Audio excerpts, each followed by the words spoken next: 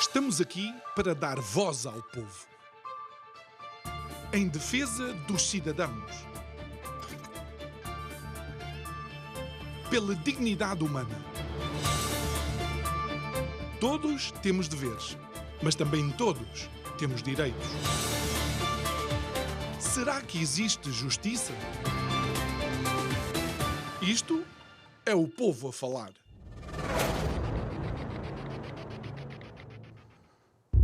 A nossa conversa de hoje é sobre seres humanos.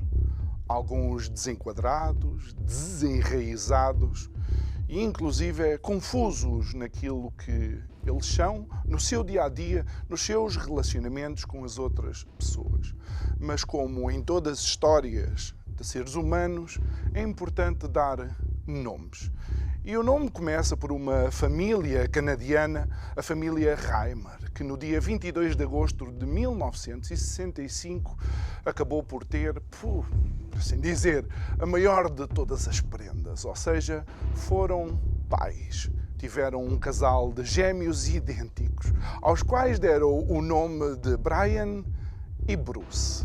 Só que, infelizmente, com 7 meses de idade, por causa de uma intervenção que era necessária devido a uma má formação que os dois gêmeos tinham, um erro médico acabou por cauterizar e tornar completamente inefetivo o pénis de Bruce. Mas não há problema, porque entra em ação o Dr. John William Money.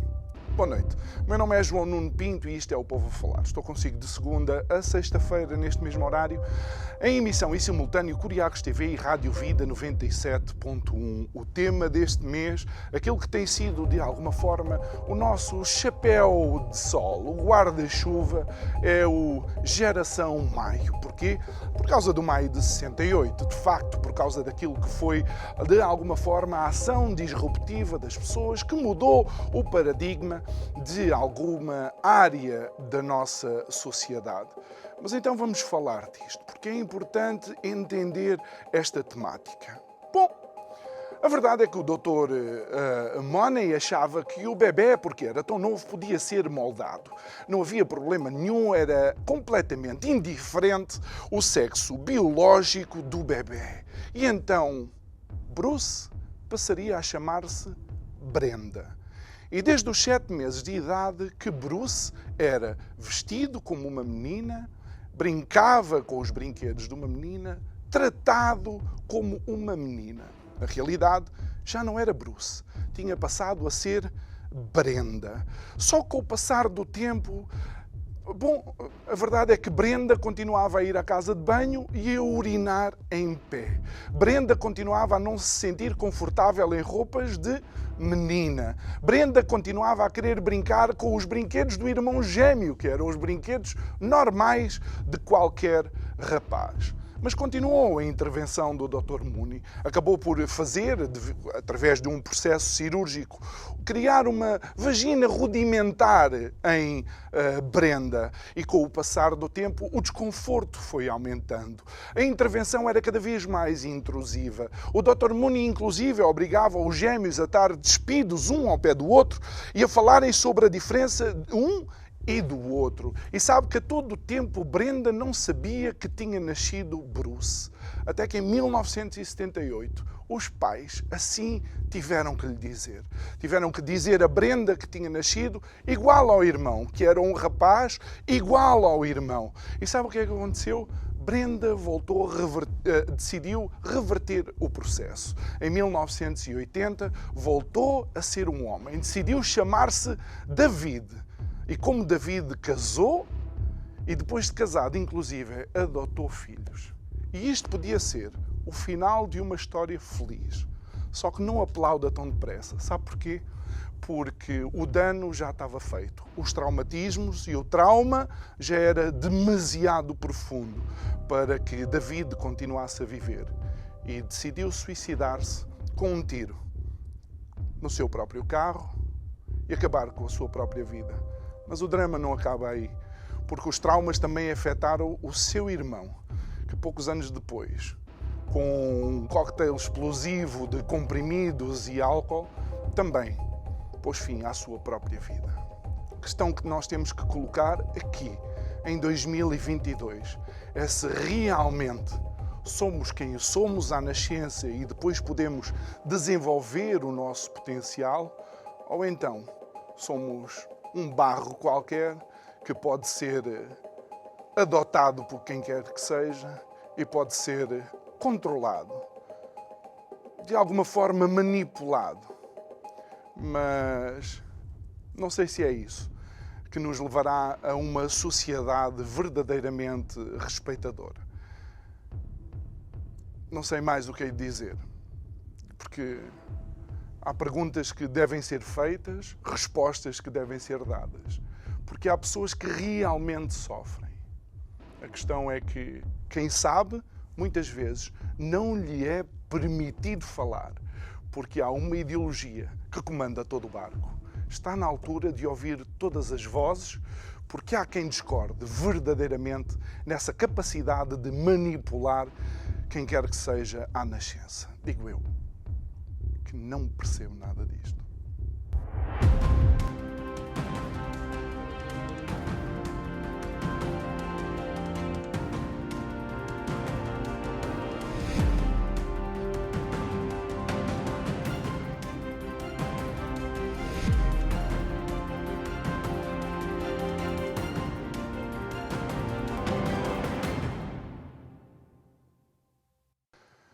E o nosso convidado desta noite é uma cara habitual, o Dr. Abel Matos Santos, e é a pessoa ideal, provavelmente, para falar deste tipo de situações. Nós vamos estar a abordar uma temática que muitas vezes está na linha da frente da comunicação social e não só das redes sociais, que é a ideologia de género. Dr. Abel, muito boa noite, obrigado por estar aqui connosco. E antes de mais, eu digo que você é a pessoa ideal, até por causa da sua formação académica e profissional. Olá, boa noite, João, boa noite a todos os telespectadores. É de facto um gosto estar novamente aqui contigo e nesta casa onde sou sempre bem recebido. De facto, a tua introdução é bem elucidativa da realidade sociológica que hoje se vive e que tem este início, digamos, nos anos 60, com esta situação trágica dos bebés Money. Dos bebés Rayman. Money era o... Foi o doutor. Os bebés Money porque foram manipulados por ele. Exatamente. E, de facto, isto traduz aquilo que eu e outros chamam de ideologia de género.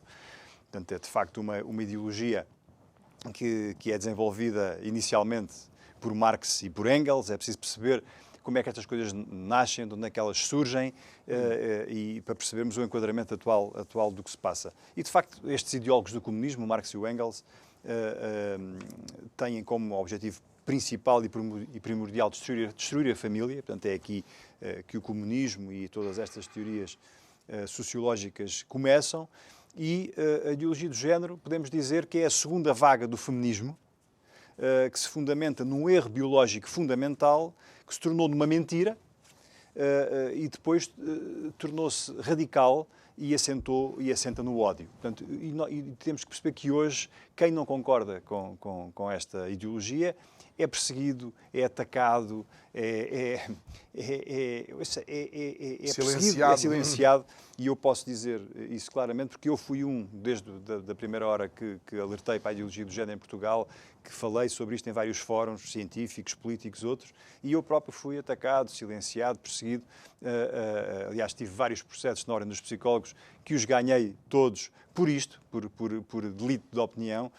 Mas por isso é que eu trouxe aqui várias coisas, porque eu, quando falo, eu não gosto de dar a minha opinião, gosto de basear a minha opinião em factos e em ciência e, portanto, o que eu irei aqui hoje falar sobre este tema fundamentarei com artigos científicos e com bibliografia e não com conversa de café ou com opinião clara. E eu só para iniciarmos isto e para percebermos, para os telespectadores perceberem como é que, de facto, este tema queima e é de facto, está na agenda, numa agenda radical de pessoas extremistas e que querem impor a sua vontade, a sua visão do mundo, a sua medividência aos outros. Eu queria só dar aqui uma nota, se me permitir, João, para dizer que saiu anteontem no Observador um artigo ótimo de Marilena Costa sobre a questão da ideologia do género. Eu tive o grato prazer de prefaciar um livro que ela vai lançar em Lisboa, dia 28 de maio, que é o Feminismo Tóxico, um livro fantástico que se relaciona com esta temática. E para dizer que este artigo que ela escreveu, que é um artigo que eu convido à leitura, que desmascara e desconstrói várias destas teorias da ideologia do género, para se ver a forma radical e de ódio, de facto, que marca estas pessoas que defendem este tipo de visão do mundo. Esta senhora recebeu várias ameaças, algumas públicas, que estão no site do Observador nos comentários, onde, por exemplo, uma das pessoas dizia que esta senhora devia ser processada, não no sentido jurídico, mas no sentido do talhante, que devia ser destruída fisicamente, ou seja, morta. Portanto, isto revela bem como isto é uma agenda muito radical, muito fraturante, e onde as pessoas que arriscam e têm a coragem de dizer que o rei vai nu, que não concordam com isto, e explicar porquê, como eu irei fazer aqui hoje contigo, são perseguidas e atacadas. Eu próprio recebi, sempre que intervenho nesta matéria, ameaças de morte, chamam-me nomes, quer dizer, portanto, isto mostra bem que as pessoas não estão dispostas a salutar discussão e debate de ideias. As pessoas querem impor e quem for contra tem que ser aniquilado. Portanto, é uma verdadeira ditadura do género que encarna esta ideologia que não tem base científica, não tem nenhuma base científica. Aliás, assenta em mentiras e em radicalismos sociais e que depois se propaga para as universidades, para a academia, onde é travestida de uma certa cosmética científica ou de ciências sociais, mas que depois não tem adesão nem aderência nenhuma à realidade. E por isso é que casos como os dos gêmeos mostram bem, e há outros. Temos o caso do bebé Jéssica no Reino Unido, que com 3 anos de idade, uma criança criada pela mãe numa relação lésbica, foi acusada de condicionar o seu filho a ser uma rapariga, ou seja,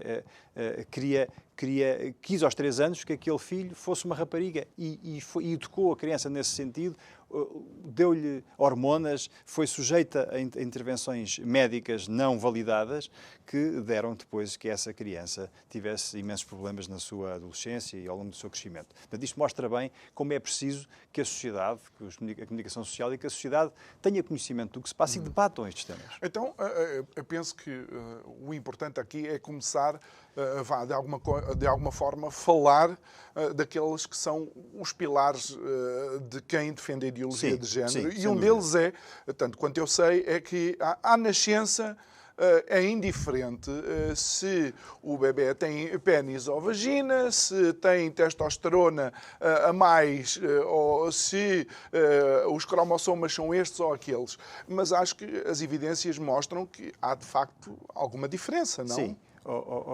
João, eu acho que é importante aqui perceber que a questão dos bebés e das crianças são, no fundo, são usados para defender um construto social ou uma ideia de sociedade que é política e que está na base deste tipo de intervenção sociológica. Portanto, é preciso perceber, e eu trago aqui algumas notas que estes tópicos que passo a ler, que esta questão da ideologia do género começa como um ato desesperado de libertação das mulheres quanto ao que sentiam que as limitava. Portanto, é por isso que numa célebre reunião nos anos 60, em Tóquio, uma célebre reunião onde todas as palavras nesse documento que diziam sexo foram modificadas para género. E é aí que começa, de facto, que se pode dizer que começa, de facto, a ideologia do género como construção política e social. E, portanto, o que é que acontece neste ato radical deste feminismo exacerbado? A libertação da biologia feminina, a libertação da maternidade e as alegadas consequências de um sistema de castas da sociedade supostamente dominado pelos homens. E, portanto, onde a mulher teria que se libertar dessa subjugação. E, portanto, para eliminar essas limitações, a sexualidade coloca-se como uma construção social. Portanto, a identidade de género. A pessoa pode ser o que quiser. Moldável em qualquer direção e, como tal, opcional. Não é? Depois, a libertação da maternidade forçada, que era vista no aborto livre. Não é? Portanto, a pessoa depois foi renomeada de saúde reprodutiva da mulher. Depois é sempre embrulhada assim nos termos bonitos, não é? E, portanto, a mulher não podia estar refém da maternidade e, portanto, o aborto era a solução para essa maternidade forçada. Portanto, é preciso perceber com isto que a primeira é uma mentira biológica, portanto, e a segunda viola o direito humano mais básico do recém-nascido, que é o direito à vida. Não é? Configura também o ato mais grave e criminoso, que é o de retirar a vida a alguém. Isto liga agora com o que se passa nos Estados Unidos, com esta questão da reversão do Wade. E, portanto, é preciso percebermos que nenhum homem, nenhuma mulher, nenhum de nós, nenhum homem, nenhuma mulher pode viver e existir de forma totalmente livre. Isso não existe. É uma impossibilidade biológica, social, não existe isso. Portanto, porque ambos, não é, estão subjugados às limitações biológicas, não é, o sexo, o intelecto, a morte, e às limitações sociais. Mas há quem diga agora que até o homem pode menstruar. Sim, mas só para completar isto, limitações sociais, liberdade do outro e limitações físicas, como a impossibilidade de viver fora da Terra. Ninguém pode escapar a isto sem se destruir. Portanto, se eu pensar que sou um pássaro e se me lançar do 10º andar, eu não vou voar, mesmo que dê aos braços, vou morrer. Se eu me lançar ao oceano e disser sou um peixe e vou viver debaixo d'água, eu não vou viver, me vou afogar. Portanto, e a ideologia do género o que faz é dizer que as pessoas podem tudo, podem ser o que quiser. Por isso é que é uma ideologia totalitária, é um instrumento para a doutrinação homossexista e experimentação social. Corrompe, destrói vidas, casais, famílias, crianças, acaba com a igualdade, destrói a coesão social, as sociedades e, no fim, a própria humanidade. É disto que estamos a falar. A ideologia do género é isto tudo, não é? Encapotado e embrulhado num pacote de boa intenção e dizendo que temos que respeitar o que os outros são, mas depois, no fundo, o seu objetivo é impor à sociedade e impor aos outros aquilo que eles acham que as pessoas devem ser e a forma como eles acham que as pessoas devem comportar. E isto encerra em si próprio um problema grave e que deveria ser denunciado por todos e combatido, e que eu não vejo isso acontecer na comunicação social, nem nas pessoas com responsabilidade, porque de facto é defendido por poderosos, por um grupo de lobby, de influência, que tem acesso à comunicação social, que está ancorado numa esquerda radical e num socialismo exacerbado, que impõe isto à sociedade. E quem se opuser a isto é acusado de homossexista, ou de xenófobo, ou de racista, ou de fascista, simplesmente porquê? Porque quer a verdade. Não é? E nós devemos assentar a nossa vida em sociedade e na relação com os outros, assentes na verdade, independentemente daquilo que sejam as opções respeitáveis de cada pessoa na sua individualidade. Abel, biologicamente, homens e mulheres são iguais à nascença? Não, são diferentes. São diferentes. As células de um homem são diferentes das células da mulher. O cérebro de um homem é diferente do cérebro de uma mulher. E há estudos que provam isso. Alain de Benoist faz um texto interessantíssimo, curto, interessante, que faz publicar numa revista da especialidade, que se chama O Absurdo da Teoria do Género. E mostra claramente isso, não é? Como por exemplo, um simples medicamento, um simples Benuron, tomado por uma mulher ou por um homem, o efeito biológico é diferente, não é igual. Até as doses são diferentes. Portanto, a mulher é absolutamente diferente do homem do ponto de vista genético, do ponto de vista do funcionamento biológico, molecular, e isso é uma evidência que não pode ser contestada. Não pode ser contestada. Por isso, a base terá que ser sempre a questão do sexo, a questão sexual. Homem, mulher, macho, fêmea. Mas eles dizem que isso é o sexo que é designado. Eles agora chamam designated gender. Claro, não é? Porque eles acham que... Porque depois dizem que a pessoa, ou aquela, é como se fosse um potencial qualquer coisa. A pessoa pode ser homem de manhã, pode ser coisa de nenhuma hora de almoço e pode ser mulher à noite. É isto que defendem estas pessoas. Que as pessoas podem ser o que quiserem, que se autodeterminam. Não é?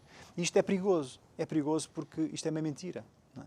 Nós não nos podemos autodeterminar em tudo. Não é? Nós podemos fazer escolhas da nossa vida e podemos autodeterminar em algumas dimensões. Há outras que não. Eu dei este exemplo caricato do peixe, ou do pássaro, ou do cão, ou do rato, porque é disto que se trata, porque há pessoas que também se sentem assim. Há pessoas que se sentem cão e que vão à rua de joelhos com alguém que as leva para trela.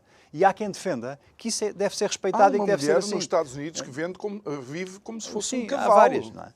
E, portanto, vive como se fosse um cavalo, autenticamente. É só ir à internet. Nós em psiquiatria e em psicologia, temos um nome para isto, não é? E tratamos pessoas que têm estes delírios, têm estas confusões, não é? Estas situações delirantes.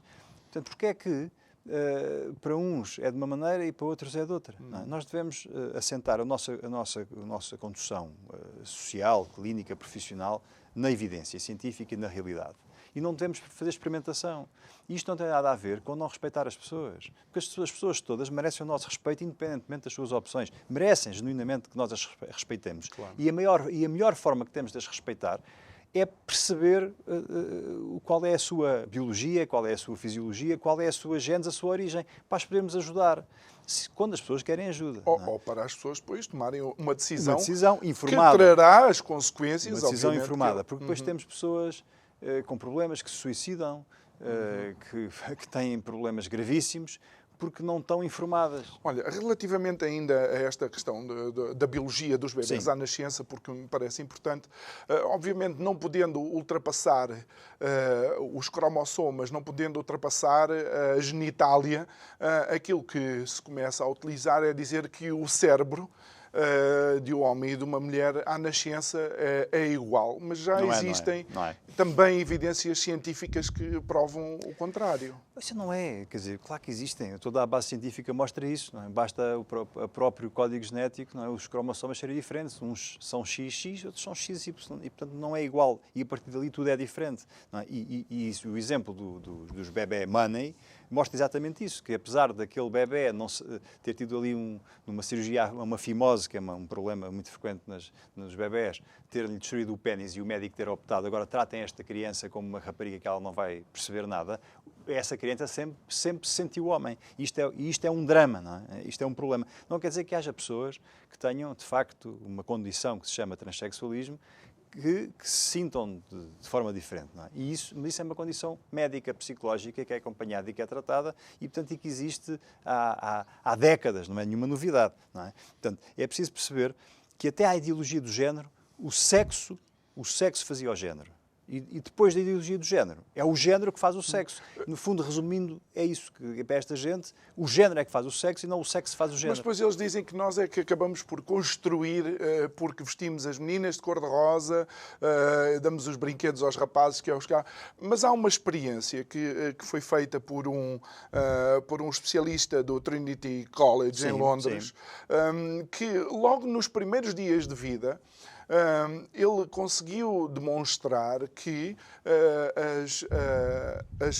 as bebés do sexo feminino ficam com atenção às caras e os bebés do sexo masculino ficam com atenção a mecanismos. Sempre que é colocado um mecanismo, ele deixa de olhar para a cara e olha para o mecanismo a funcionar, demonstrando que já nos primeiros dias de vida. Claro, e isso não deve ser contrariado, porque a questão do desenvolvimento infantil e do desenvolvimento humano é complexa e é multifatorial e multivariáveis.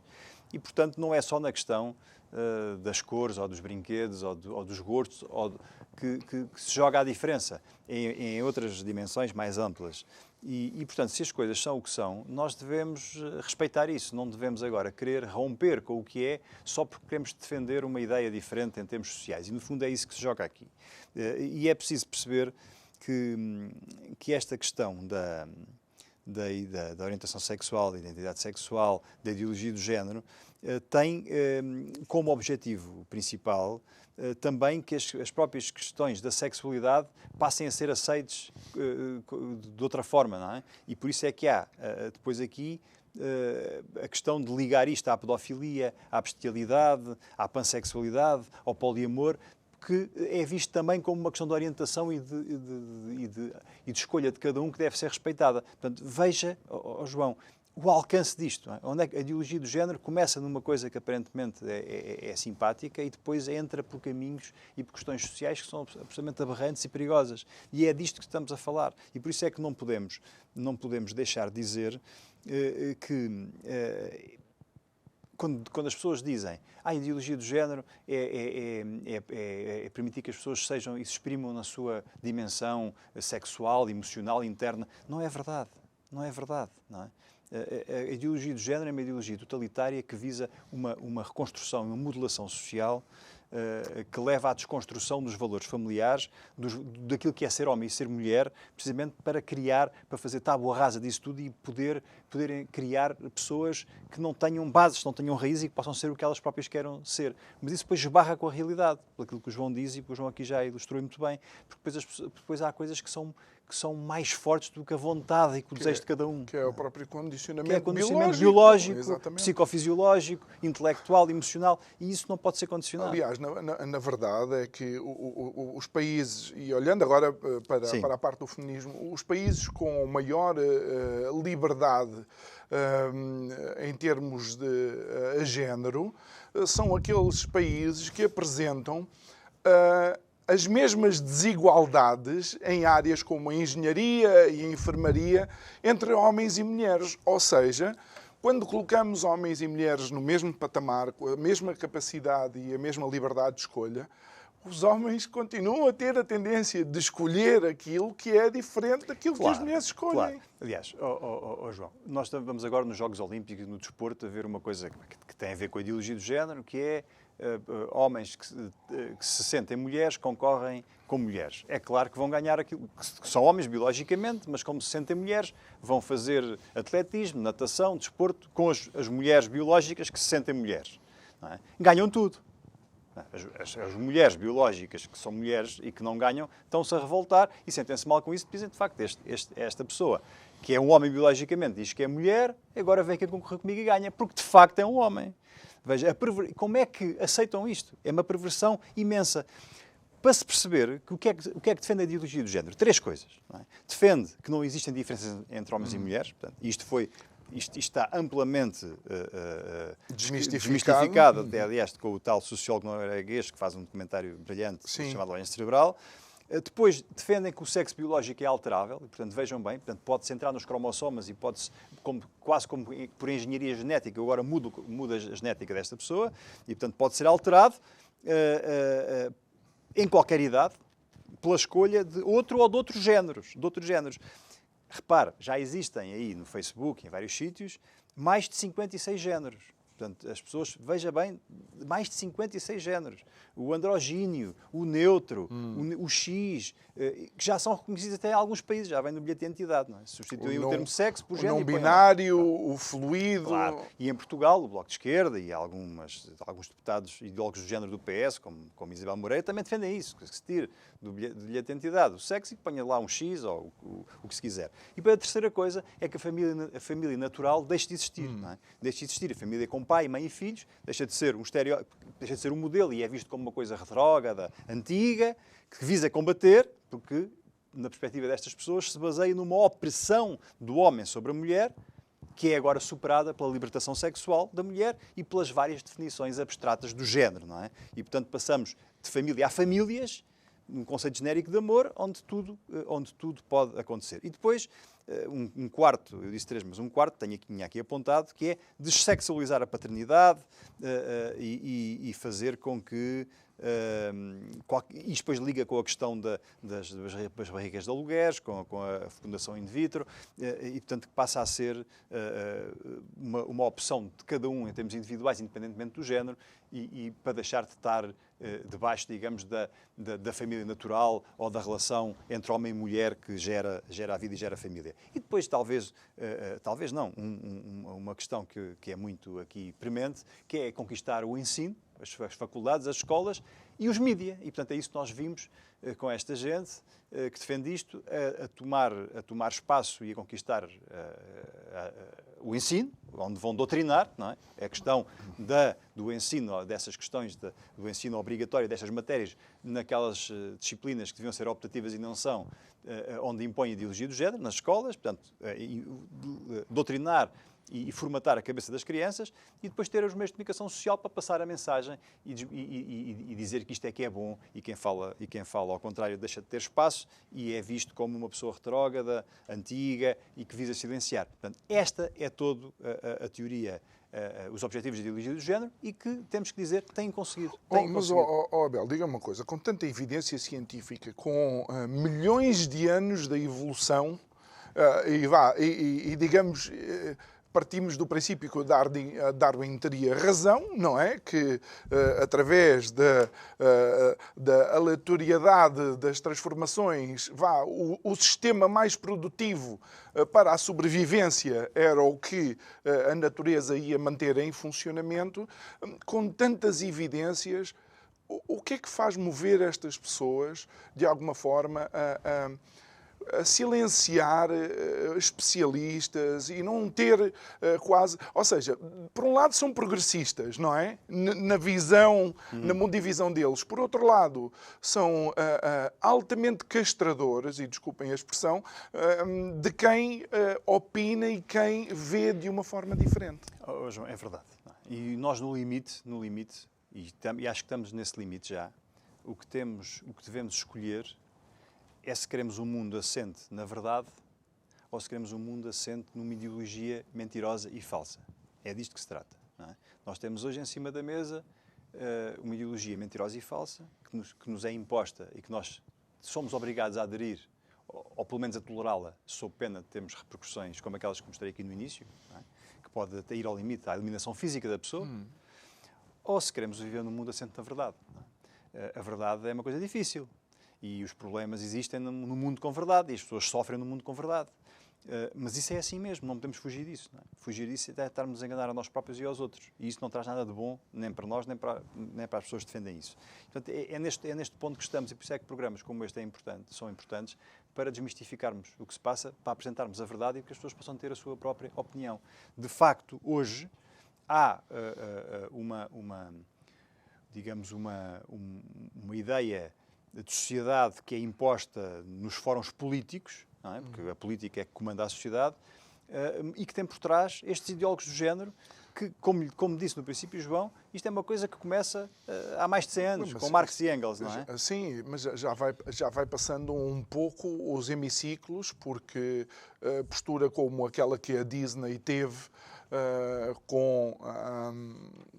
por assim dizer, com uma agenda declaradamente pró este tipo de temáticas, que inclusive houve uma fuga de informação, porque alguém conseguiu gravar uma intervenção de uma das diretoras da Disney a dizer que precisavam de criar mais personagens desta forma. E a questão não é a liberdade deles quererem ser aquilo que eventualmente decidam ser. Aquilo que me surpreende a mim é o facto de negarem evidências científicas. João, isso é verdade, mas mais grave ainda do que isso é impor a crianças que estão em formação, a adolescentes, numa fase da vida onde as pessoas precisam de barreiras, precisam de limites para poder fazer o caminho, e onde a dúvida existe muito. Todos nós fomos adolescentes e percebemos que a adolescência e a infância é uma fase de muita ansiedade, de muitas dúvidas, de muita mudança.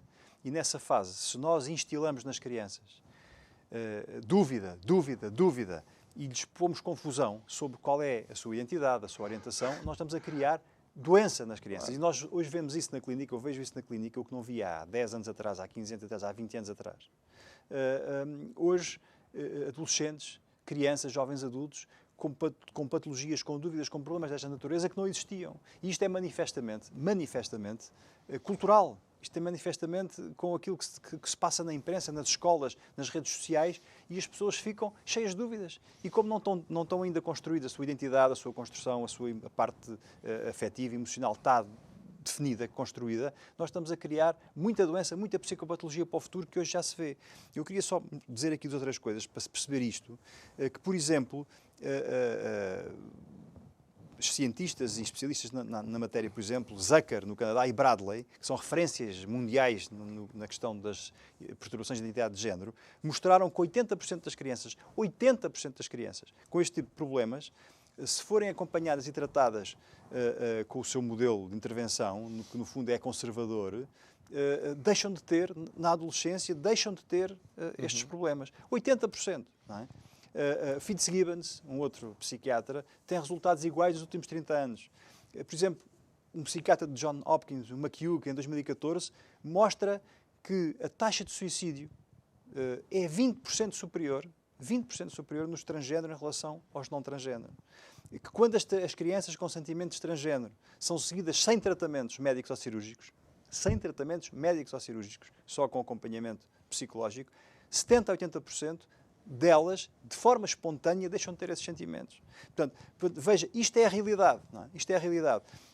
Portanto, os jovens têm direito a ser informados de forma adequada acerca da confusão de género e das intervenções médicas e cirúrgicas que têm riscos gravíssimos para a sua saúde. E os profissionais de saúde e os educadores têm que o fazer. Mas isto é proibido hoje. Estas pessoas querem proibir isto, querem proibir que os profissionais de saúde, como eu e outros, possamos dizer isto às pessoas, possamos intervir junto das pessoas. Não querem. Eles querem é que, quando aparece uma criança, ou quando o pai entende que a criança deve mudar de sexo, ou a criança quer, que isso seja imediatamente feito, independentemente das consequências. Aliás, criam leis que até querem que os menores possam processar os pais por nos deixarem fazer aquilo que eles entendem. Repare a perversidade disto, a gravidade disto e ao ponto a que chegamos. Nós, quando foi as legislativas de janeiro, nós recebemos aqui alguns partidos que tinham propostas, como, por exemplo, a possibilidade de qualquer jovem fazer uma intervenção cirúrgica de mudança de sexo, mas sem acompanhamento psicológico, ou seja, sem ser necessário.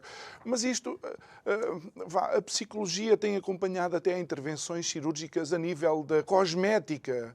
Ou seja, mesmo intervenções cirúrgicas que têm a ver com a beleza, aos lábios, aos olhos, ou lá o que é, são sempre aconselhadas as pessoas a falar com um psicólogo para ter a noção do impacto que isso pode ter. João, já em 2017, a Associação dos Pediatras Americanos dizia isto num artigo, o célebre artigo que publicou: ideologia do género faz mal às crianças. Isto é do Colégio Americano de Pediatras. Repare, não é?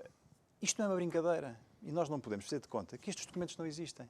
Porque eles existem. E não podemos depois vir atacar as pessoas que os escrevem, como fizeram, e perseguir as pessoas que os assinam. E criar-lhes problemas na sua vida profissional e pessoal para que elas deixem de o fazer. Que é isso que se passa um bocado pelo mundo inteiro, onde isso é feito. E em Portugal também, uma escala menor, porque nós somos mais pequeninos, mas isto existe. Não é? Eu estou a dar aqui esta entrevista, esta conversa consigo. Eu não sei se amanhã não terei outra vez mais umas queixas de pessoas anónimas, como fazem na Ordem dos Psicólogos, que vêm aqui dizer isto. E lá terei outra vez que agarrar nestes artigos e nestas coisas, dizer que não sou eu que digo, são estes textos, portanto, se querem processar, processem os cientistas. Mas isto é grave, percebe? Isto é grave porque perseguem as pessoas, até aos seus locais de trabalho, às suas famílias, fazem coisas inacreditáveis. Portanto, é preciso que, de facto, o povo se levante, as pessoas se levantem contra isto e que os nossos responsáveis políticos também o façam. E aqueles que andam no Parlamento e a dizer que são contra o sistema e que têm também que o façam, porque depois também não vejo ninguém pegar nisto, percebe? Porque isto queima da esquerda à direita, não vejo. Aliás, aqueles que eu vejo que têm o discurso mais conservador para esta matéria, por incrível que pareça, ainda é o PCP, não é? Que defende estas coisas, que é contra isto de uma forma muito clara e também assente uma evidência. E eu sou insuspeito, sou absolutamente anticomunista, não tenho... Que é curioso como é que isto surge com Marx e Engels e hoje em Portugal o PCP tem uma posição contra estas coisas. Sim, já com a eutanásia e tudo também é o PCP que vai... Portanto, este tema da ideologia do género é um tema que neste momento é transversal. Veja, e depois isto liga com coisas extraordinárias. Isto depois liga com a questão das cotas do género. Já não é, dizem as cotas do género, já não é as cotas só, não é? Sexo, é o sexo homem ou mulher. É do género, porque não é só ser homem ou mulher, é ser fluido, ou ser cisgénero, ou ser lá os nomes que dão. Isto passa por toda uma transversalidade da sociedade, onde a meritocracia deixa de ser o fator primordial e isto tudo é assente na questão de quem é quem. Se a pessoa tem a cor da pele, se é baixo, se é alto, se é uma orientação sexual A, B ou C. Portanto, veja como isto é perverso. Não é? Começa em alguns momentos a surpreender, porque inclusive há perguntas do tipo, eu estou diante de alguém e pergunto se esta pessoa se identifica com aquilo que é. Por exemplo, se eu estiver diante de uma pessoa com barba, eu provavelmente vou achar que é um homem, claro, e vou tratá-lo como homem. Mas aquilo que vamos vendo é que o que eu tenho que fazer é que perguntar a essa pessoa se ela se identifica como um homem. Aliás, isto é tão grave e é tão caricato que já em alguns países e alguns locais, e cá também há quem defenda isso, se ouvir um homem de barba e disser-lhe o senhor, eu sou processado porque aquela pessoa que é um homem de barba se sente como uma mulher e, portanto, ou eu lhe chamo mulher, ou lhe chamo que ela... Eu não sou um homem, chamo Maria. E se eu não chamo a Maria, porque objetivamente eu estou perante um homem, eu sou processado. Portanto, eu sou processado, sou preso, tenho problema. Isto é o caricato a que chegamos. Mas se ele me pedir para eu tratá-lo por qualquer coisa, eu vou tratá-lo. Com certeza, mas a pessoa quando não sabe, a pessoa diz... Uma coisa, se eu te pedir para me tratares por careca... Vais-me tratar por careca, não é? Não trato porque acho que não devo fazer. E essa liberdade de eu achar que não devo tratar as pessoas por aquilo, se eu achar que é ofensivo, é aquilo que regula as nossas relações sociais em termos de respeitabilidade. E, portanto, quando nós acabamos com isso e vamos impor, não é? Vamos impor uma determinada forma de nos relacionarmos... Não achas que isto vai tribalizar ainda mais a sociedade? Porque eu já começo a ver, e tocando naquele aspecto do desporto feminino, já começo a ver muitas desportistas femininas que se recusam a participar em competições. Eu acho que isto é tão exagerado e é tão perverso que eu acho que isto vai cair por si. Quer dizer, as pessoas vão se revoltar contra isso, porque estas pessoas estão a levar isto a um extremo e estão a puxar isto a um ponto tal que a realidade sobrepõe-se sempre ao sonho, não é? Eu posso achar o que quiser, eu posso sonhar com o que quiser, mas a realidade é o que é. Eu não posso alterar a realidade. E, portanto, isto está a ser levado a um ponto tal em que a realidade se sobrepõe ao sonho e as pessoas vão dizer eu não compro isso. Mas Abel, tu és contra a emancipação sexual de uma pessoa? Não, eu sou completamente a favor de que as pessoas se emancipem e sejam o que quiserem ser. O que eu sou frontalmente contra são duas coisas. Sou contra a mentira e sou contra a imposição da visão do outro na minha vida, na minha sociedade e na minha própria mundividência. E, portanto, podes-me dizer assim, então, mas se tu estás a dizer isso, também estás a impor a tua visão ao outro. Não estou, porque eu acho que o mundo e a sociedade e a organização da sociedade deve assentar-se numa coisa que se chama realidade. E eu não posso alterar a realidade. Eu não posso dizer que está de dia se está de noite. Eu não posso dizer que está a chover se está a fazer sol. E nós temos que assentar a nossa prática nisto, que é uma coisa simples que se chama realidade. E por isso é que a ideologia do género é um absurdo e uma mentira. Porque eu não posso dizer que um corpo que nasce homem e que é biologicamente masculino e geneticamente masculino é uma mulher só porque a pessoa acha que é e que se sente feminina. A pessoa pode se sentir feminina. Até pode querer que a tratem por mulher. Mas eu não posso dizer que é, porque não é. E é disto que estamos a falar. E isto não tem nada a ver com transexualismo e com questões que eu já falei aqui, que são questões clínicas, que são de outra natureza. Isto estamos a falar da questão do construto social. Porque esta gente usa estes factos que são clínicos e estas pessoas que têm doenças, que são doenças, são perturbações, para generalizar para a sociedade e para dizer esta pessoa nasceu no corpo errado e, portanto, pode mudar e cada um pode fazer o que quiser.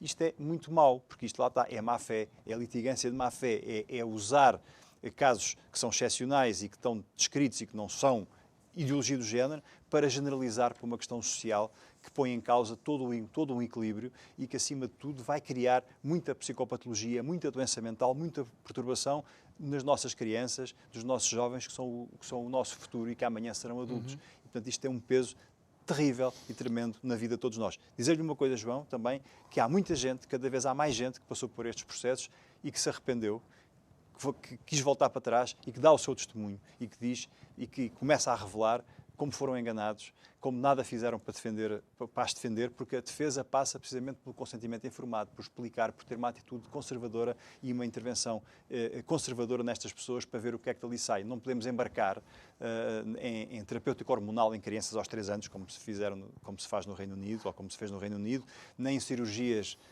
de mudança sexual em adolescentes. É preciso dar tempo, é preciso estabilizar, é preciso ver o que acontece e, acima de tudo, é preciso dar segurança às pessoas. Não podemos entrar aqui numa lógica de, aos 10 anos, aos 11 anos, aos 13 anos, aos 15 anos, eu sou dono de mim próprio, faço o que eu quero e sou aquilo que sinto. Isto, na verdade, é uma impossibilidade, é uma mentira e é uma situação que só vai trazer gravidade e doença e fatalidade à sociedade e aos nossos jovens. Muito bem. E deixa-me só voltar aqui a falar de um documentário que parece importante para as pessoas que se querem manter informadas, só para vermos a diferença da atitude também dos políticos. O documentário é de 2010, chamado em português Lavagem Cerebral. É um documentário que é feito na Noruega. E que, para além de entrevistar alguns cientistas sociais noruegueses que faziam parte do Gabinete de Estudo de Géneros, que defendiam que não havia biologicamente diferença nenhuma, nem sequer no cérebro de homens e mulheres à nascença. Depois conversou com pesquisadores, médicos, neurocientistas, psicólogos, que disseram que cada vez mais a evidência científica, digamos, a mais recente, aponta para essas diferenças. E quando quando sai o documentário, o governo norueguês imediatamente para o financiamento dessa estrutura de estudo de género, porque reconhece que os estudos científicos apontavam para algo que não se coadunava com o que aquele gabinete fazia. Foi Alad Eia, o nome dele, um sociólogo norueguês de facto, que descredibilizou totalmente a ideologia do género ao contrapor as experiências e os estudos das neurociências aos teóricos do género. Portanto, os resultados mostraram de forma absolutamente inequívoca que existem diferenças que são inatas entre os sexos, quer nas suas preferências, quer nos seus comportamentos. E esta é a realidade. É a realidade que não é preciso ser cientista para perceber e para entender que assim é, mas que as neurociências mostraram de forma inequívoca. Não é? Portanto, é um marco, de facto, na história desta ideologia e, de facto, a Aladeia teve este estudo que mostrou claramente. Mas não foi só o Aladeia. Depois disso, vários, como o Benoit e outros, o Hospital John Hopkins, em vários lados, até em Portugal. Por exemplo, nas neurociências, se fizer um ataque a uma ressonância a um homem e uma mulher e se fizer todo o estudo metabólico, fisiológico do cérebro, se vê claramente que o cérebro de um homem e de uma mulher são diferentes. E não há mal nenhum nisso, ainda bem que assim é. Não é? Aliás, as senhoras até têm capacidades mentais e cerebrais muito superiores às dos homens e, portanto, nesse aspecto, até estão muito à nossa frente. Bel, exatamente, mas inclusive há experiências que são feitas com os fetos e eles conseguem determinar logo, imediatamente, a partir do momento em que os níveis de testosterona começam a aumentar no feto, imediatamente, por causa desses níveis de testosterona, começam a ser menos sociáveis, começam a mostrar um interesse por mecanismos, ou seja, a própria testosterona faz com que seja diferente entre homem e mulher. A impregnação hormonal da testosterona e de outras hormonas que existem desde a concepção e depois da infância e na adolescência, essa impregnação hormonal endócrina das células nervosas e do cérebro provoca também essas alterações e, portanto, faz parte. E por isso é que a biologia e a genética são campos complexos, densos e que não podem ser usados dessa forma leviana como a ideologia do género faz. Portanto, porque essas coisas têm e por isso é que é muito grave e por isso é que é extraordinariamente grave fazer intervenções hormonais em crianças e em adolescentes, porque é uma fase de formação, de desenvolvimento e, portanto, essas coisas a fazerem-se têm que ser feitas quando o corpo deixa de desenvolver, para acima dos 18, 19, 20, 21 anos. A partir dessa altura, quando certas estruturas nervosas já estão formadas e a sua formação está completa, é por isso é que só se pode votar aos 18 anos, só se pode tirar a carta aos 18, há certas coisas que só se faz numa idade mais à frente, porque é quando certas áreas cerebrais já estão construídas, finalizadas e a pessoa tem a capacidade de discernimento de algumas áreas que antes não há. Outra questão importante, que aqui, do meu ponto de vista, será importante dizer que é a idade das relações sexuais consentidas. Também há uma idade definida para precisamente por isso, não é? Precisamente por isso, pela própria consciência das coisas.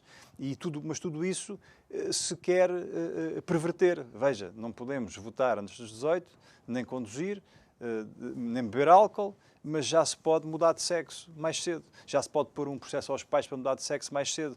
Quer dizer, isto não faz nenhum sentido. Não é? Portanto, isto devia gerar uma repulsa e uma revolta social no sentido de impedir que essas coisas acontecessem. Mas, Abel, achas que de alguma forma já começa o movimento, estamos no último minuto, já começa a haver um movimento que questiona isto?